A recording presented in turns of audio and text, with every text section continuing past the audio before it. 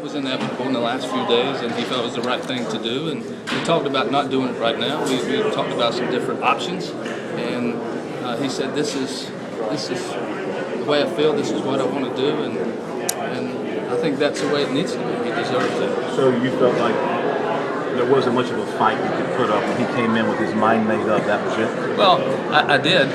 But he's a highly successful football coach. He won a Heisman Trophy, and he was a national championship coach, and those kind of things. But when he and I talked on Sunday for a while over in my office, and we talked about some different scenarios, and he would tell me what he wanted to do, and I would say, "How about this?" And the "how about this" didn't go all that far, but I was okay with that.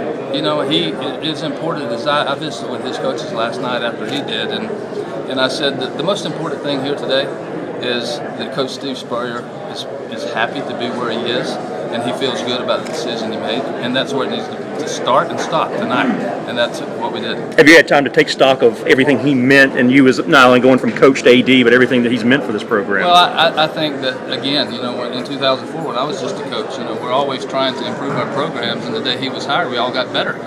It is the truth. His credibility and his impact, when a guy like Steve Spurrier decides to come to your school, that changes the way you're perceived. And it did change. And then he went out and won at a very high level, which we all benefited from. I personally did as a coach, our players did, and all of our student athletes, our fan base. He put us in a better place. So that's a celebration for me today to be a part of this. You said this was not an impulse decision. How far back have you had conversations with Coach Spurrier about making this transition?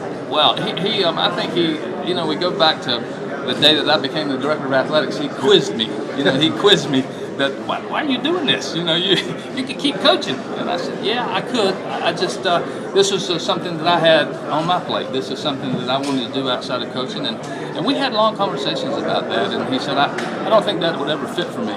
And we talked like that. But he was very immersed in the football program. He hasn't been in a position for a long time that I don't want to coach anymore. I think there's days that you hurt. Any coach in any sport that's worth his salt, they hurt after a loss and they feel responsible. And that's the way he felt up until this day.